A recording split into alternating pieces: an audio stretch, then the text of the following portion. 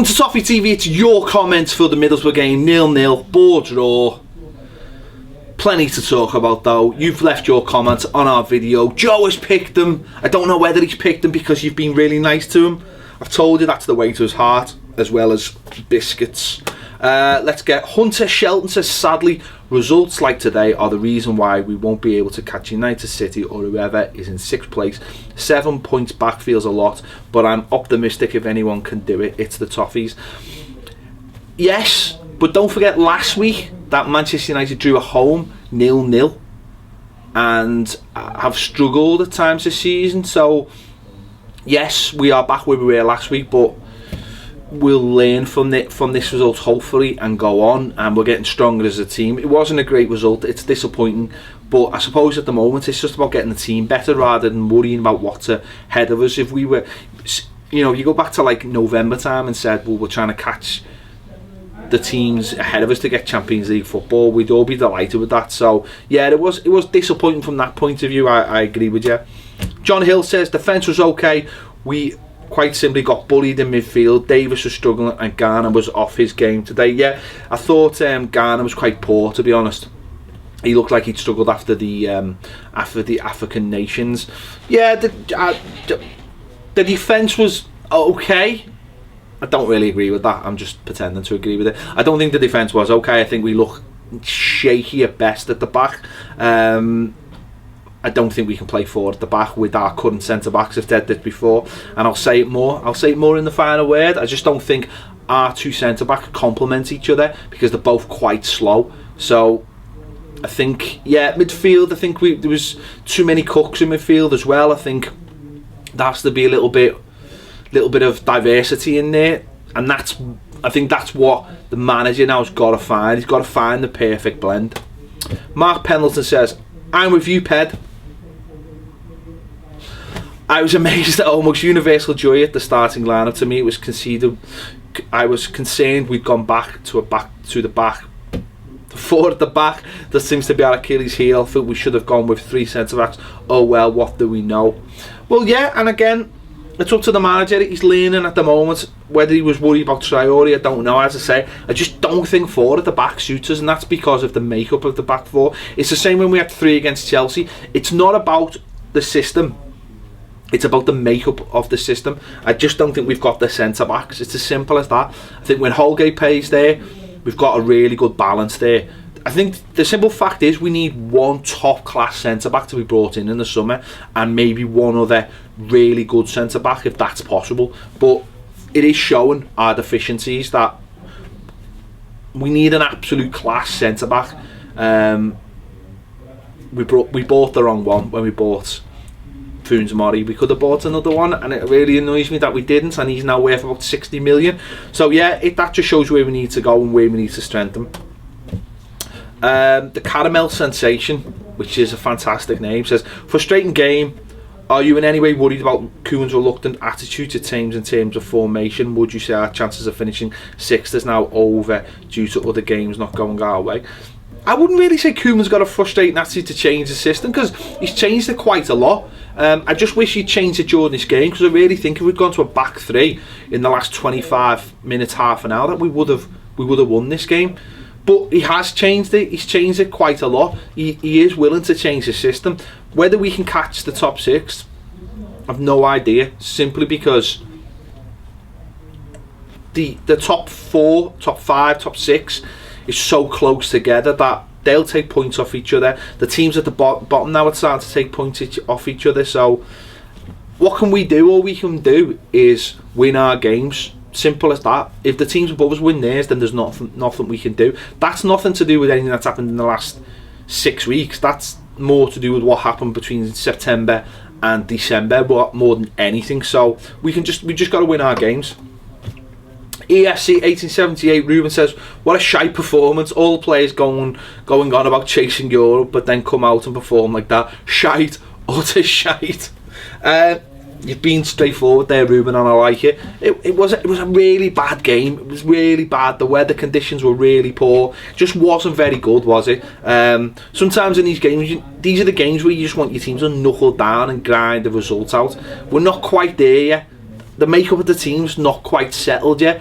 the way he wants to play is not quite settled yet. That's what he's trying to find out, I think, in these games, which will bed us down for next season. I mean, you think about where we've come since the beginning of December, player-wise, formation-wise, a lot's changed. Now he's just having a little look, I think, of what suits the team best. Because it's alright me saying I want us to play 3 at the back. That doesn't suit us every game. We need to find out what suits us in different ways. So it was a shite game.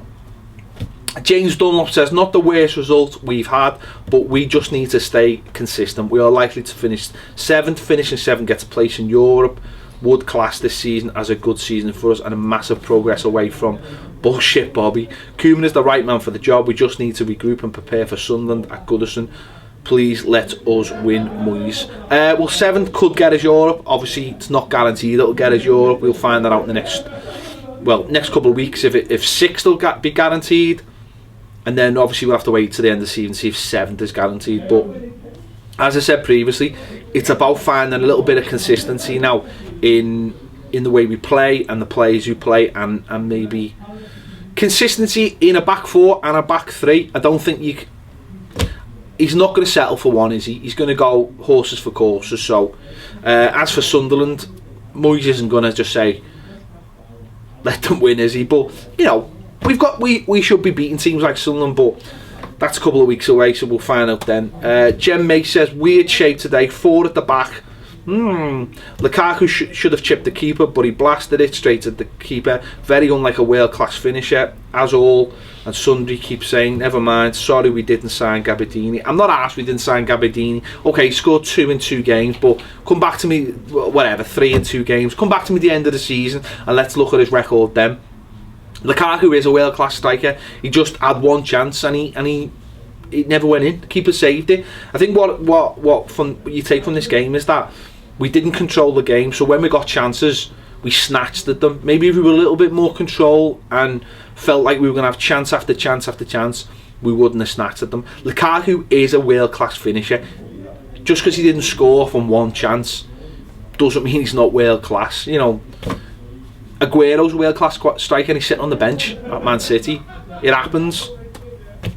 Jason Smart says, Jason Smart sounds like he should have his own spy drama on Fox or something.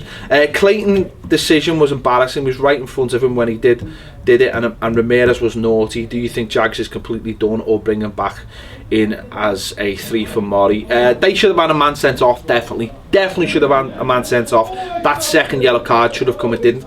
As for Jags, he's done, I'm afraid. He's basically Williams' replacement now. He's completely finished, and no, he can't play in a 3. Remember Chelsea. Ben says, I almost don't want us to get into European football because I don't feel like we can handle it unless we have a great summer transfer window. I feel like 7th is perfect, set up for a run out for next season. But then what would you be trying to get next season? European football. So what's the point? What's the point of anything if you're not going to try and get to where you want to be? If we get European football next season, that forces us to go out and buy good players. That literally gives Koeman a reason to knock on Machiri's door and says, I want this player, that player, and this player, and that player. Like he did after the Leicester game when we got beaten. Said we should have had Sneijder last week. We've got to get out this mentality. We've got to start forcing the club to do things. And European football is the first step to knocking on the door and saying we need this player, that player, because our team's not good enough. That's the way you've got to look at it. Brian Bartoloni says, I don't agree with putting Barkley out wide. Frankly, the front 3 just seemed a bit disconnected and the chances we were able to create did not take. I think we controlled the match but encountered a solid defensive unit and a superb Valdez. But 8 unbeaten is still good, and looking forward to Sunderland next Saturday. I completely agree about the front 3. This is another thing I don't think we can do, a front 3, because when we play a front 3 it ends up being 4-5-1 and Lukaku just seems as isolated as ever. Barkley, when he plays in the front 3, just seems to drop off into midfield and makes it even more cluttered. So we go from having 4 centre midfielders to 5 centre midfielders, or you know, whatever with the makeup is, it just clutters it. And I think the same happened on Saturday. Ross doesn't get enough of the ball, so Ross goes looking for the ball. We have one less person up front. For me, I'd have two up front. I'd have Rom and Lookman, or Rom and Morales, because that's where we've looked better. But when we have three all season, it just hasn't worked. We don't know how to play it. When we have three at the back, our wingers are then Coleman and Baines, and they just push on so far that we don't need three up front. And this is why I love three at the back. Oliver Chapman says, has Joel done enough to be our number one? So don't we need to buy a keeper? That's really interesting. He was fantastic again at the weekend. He's certainly stopping making all the silly mistakes that he's been, you know, people have had to go for in the past. It's going to be a big decision that in the summer. I think unless there's an absolute world-class goalkeeper out there, I'd leave Joel in goal. I really do. I think it's one position now that Joel is making it on his own, and I love that about the lad. He's doing it, he's trying it, and for me, he's the number one for the rest of the season. And when we get to the end of the season, let's see what happens. Let's see who becomes available. Sean Hyde says Barry was on the bench. He came on for the last 10 minutes. That's because I said I didn't know where he was. I was disappointed that we didn't push on towards the end. We've been in the second highest scoring team the last 10 minutes of games, but it seemed like we were happy with the draw today, which is a shame because most of the top six won today. Sean, spot on, mate. Again, this is why I think we should have gone to three at the back for the last 10, 15, 20 minutes. I really think that would have pushed us on. They needed to get something out of that game more than we needed to get something, if that makes sense. They would have been really edgy. I think this is something that we need to learn to do. And we did it at Palace, fair play to us a couple of weeks ago. You've got to sense the nerves and go, well, who's panicking here today? Is it us or them? If we'd pushed on the last 10 minutes, they would have shit themselves, and I'm sure we would have got a late winner.